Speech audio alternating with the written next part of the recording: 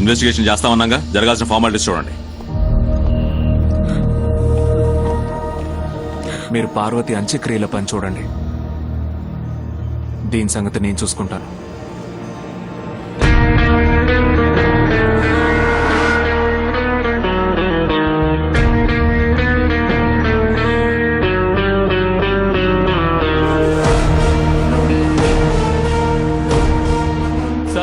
ఇంత పెద్ద building, 8 గేట్లున్నాయి sir. మేమిద్దరమే సెక్యూరిటీ. ఎవరు వస్తున్నారు, ఎవరు వెళ్తున్నారు ఏం తెలుస్తుంది సార్? ఆ ప్లేస్ ని చూసినప్పుడే నాకు అనుమానం వచ్చింది సార్. మళ్ళీ ఆ రోజు నైటే నేను అక్కడికి వెళ్ళాను. వంచన ద్రోహం చేసింది, మంచికి నీడే కరువైంది, ఊడే చెదిరి కాడైంది, గుండె బండైపోయింది.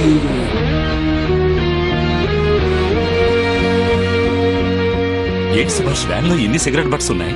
సార్ దీన్ని హాట్ బాక్స్ అని అంటారు.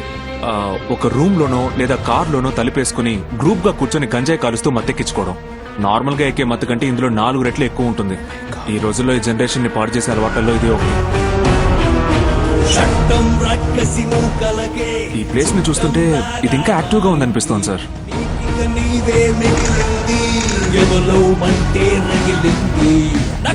ఆల్రెడీ ఆ ప్లేస్ లో 4 సూసైడ్లు జరిగాయని కృష్ణమూర్తి గారు చెప్పారు కదా. అవును. ఇన్వెస్టిగేట్ చేసిన వాళ్ళని అడిగితే మనకేమైనా తెలియచ్చు. ఉదయం కోసము ద్వేషము ఒక్కటైతే, లోకమే సొక్కపు చీకటైతే, సత్యమే అస్త్రమై నువ్వు కదులు విజయం కోసం. రెడ్ బిల్డింగ్ లో జరిగిన సూసైడ్ కేసు గురించి మీతో మాట్లాడాలి సార్. డ్యూటీ కొత్త, పాత కేసులను గెలుగుతున్నారు. పై ఆఫీసర్లు ఏం చెప్తున్నారో అది మాత్రం చేయండి. సిన్సియర్ గానే ఇన్వెస్టిగేట్ చేశాను సార్. సడన్ గా ఒక రోజు పిలిచి సూసైడ్ అని ఫైల్ చేసి కేసు క్లోజ్ చేయమన్నారు సార్. ఏం జరుగుతుందని ఆలోచించేలోగా ట్రాన్స్ఫర్ చేశారు సార్.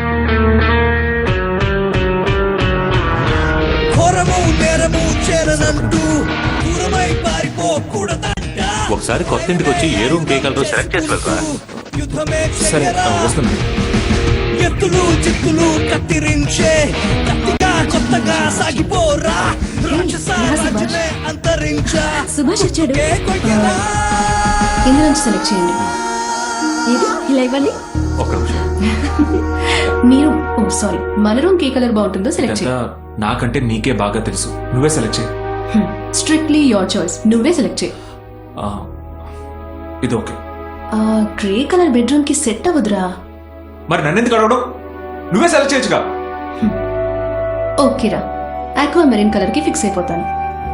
భారతి, ఆ షేడ్ కార్డ్ ఇలా ఇవ్వు.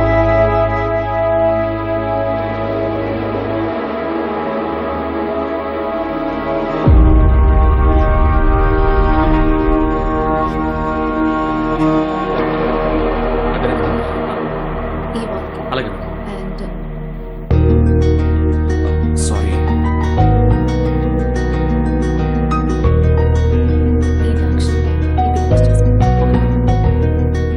గత 5 ఏళ్లలో 6 ఇన్సిడెంట్స్ జరిగాయి. క్రైమ్ జరిగిన ప్లేస్ ని, టైం ని నేను ఇందులో మార్క్ చేసి పెట్టాను. ఆ సమయంలో ఏ నెంబర్స్ యాక్టివ్ గా ఉన్నాయో చూసి చెప్పగలరా? సార్, లాస్ట్ 5 years ట్రాక్ చేయడం కుదరదు సార్, బట్ 2 years అంటే పాసిబుల్. నేను ట్రాక్ చేసి చెప్తాను సార్. Thank you.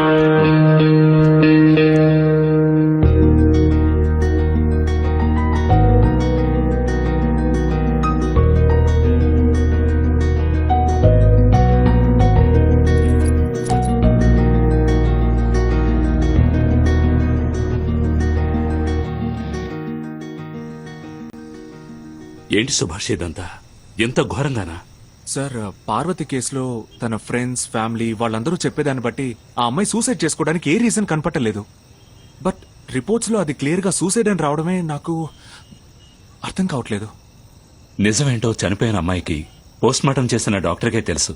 నువ్వు అనవసరంగా ఎమోషనల్ అవ్వకు. సార్, నాకు ఒక చిన్న పని సార్, అది అయిపోగానే నేను స్టేషన్కి వచ్చేస్తాను. ఓకే.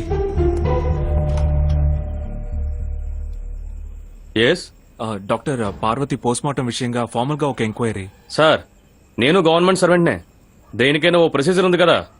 ఏదైనా సరే రేపు హాస్పిటల్కి వచ్చి కలవండి. ప్లీజ్ వెళ్ళండి సార్. సారీ.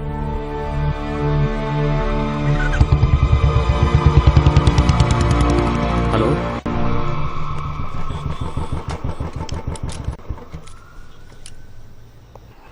దానికి మనమేం చేయగలం?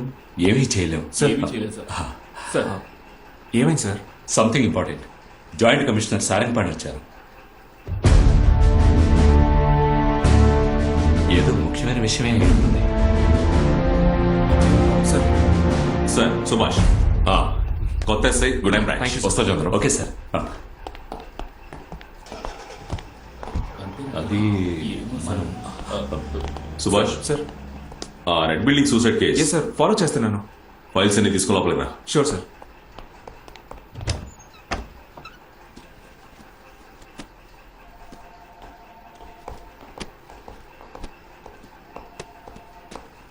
సార్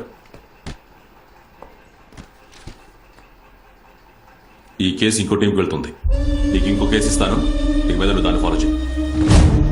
సార్ ఇంకో 2 రోజులే సార్, అలాగే నేను కేసు ఫినిష్ చేస్తాను. అది సూసైడ్ అనే రిపోర్ట్ వచ్చిందిగా, నేను చెప్పింది మాత్రం చెయ్యి. ఆహార శాఖ మంత్రికి హత్యా విధింపులు వస్తున్నాయంట, అదేంటో విచారించు. రేపు పొద్దున్నే ఫస్ట్ ఆయన ఇంటికి వెళ్ళిపో. ఏంటి? సార్ ఈ కేసుని ఎవరు ఫాలో చేయబోతున్నారో తెలిస్తే కొన్ని ముఖ్యమైన లీడ్స్ ని వాళ్ళకి పాస్ చేద్దామని. సుభాష్, మీరు ఐపీఎస్ చదువుతున్నారని నాకు తెలుసు.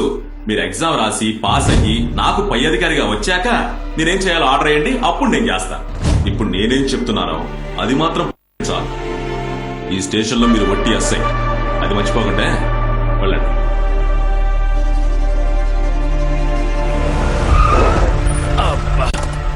సార్, ఆహార శాఖ మంత్రి ఇల్లు ఎంత పాలిష్డ్ గా ఉందో చూసారా? బియ్యం మూట్ల మీద డబ్బుతో కట్టుంటాడు. అక్కడ కూర్చున్నారు చూసారా? అందరూ చెంచాగాళ్లే, కానీ కిరిగితే ఎంత బిల్డప్ ఇస్తారో చూడండి. గురుగారు ఎలా ఉన్నారు? ఏంటి ఈ మధ్య స్టేషన్ వైపే రావడం లేదు? అన్నింట్లో ఎవడో 10 రోజులుగా రాత్రులు గుడ్లు సురుతున్నాడు. అయ్యో, ఇల్లంతా ఒకటే వాసన సార్. వాడు మా చేతికి చిక్కకుండా తిరుగుతున్నాడు సార్. వాడిని పట్టుకోవడానికి మిమ్మల్ని రమ్మన్నాం సార్. ఏంటయ్యా వెళ్ళిపోతున్నారు? చెప్పండి గోపి. రెడ్ బిల్డింగ్ లో మీరిచ్చిన టైంలో ఒకే నంబర్ 5 సార్లు యాక్టివేట్ అయింది సార్. ఆ నంబర్ డీటెయిల్స్ మీకు మెసేజ్ చేశాను. ఓ థ్యాంక్ యూ. ఎవరు? బార్ బాలాజీయా? నేను 2 టౌన్ క్రైమ్ బ్రాంచ్ ఎస్ఐని మాట్లాడుతున్నా. సందేహంగా ఉందా?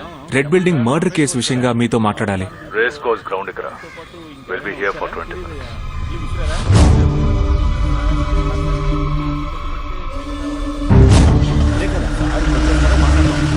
సార్,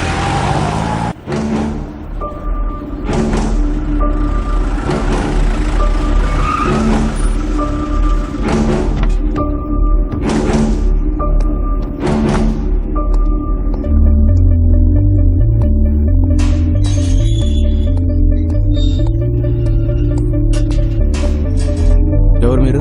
ఏం కావాలి? అభిజిత్ రమ్మన్నారు.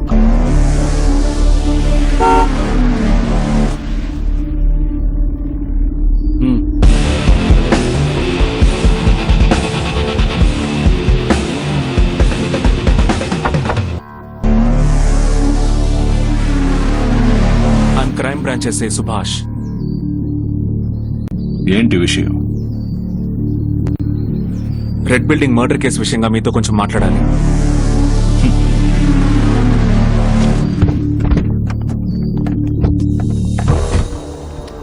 ఆ కేసుని నువ్వే డీల్ చేస్తున్నావా?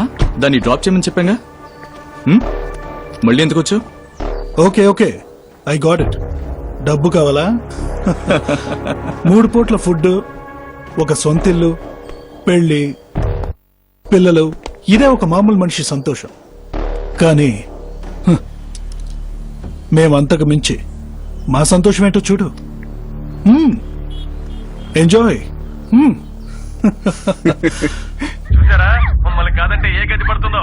తను ఓకే చెప్పుంటే తను అసలు టచ్ చేసేవాడమే కాదు, కానీ తను ఏడ్చి గోల చేసి చూసావా? అదే ఇంట్రెస్ట్. నెక్స్ట్ క్లిప్ చూడు, ఇంకా ఇంట్రెస్టింగ్ గా ఉంటుంది.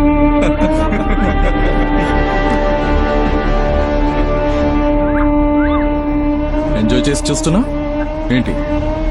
మూడొస్తుందా?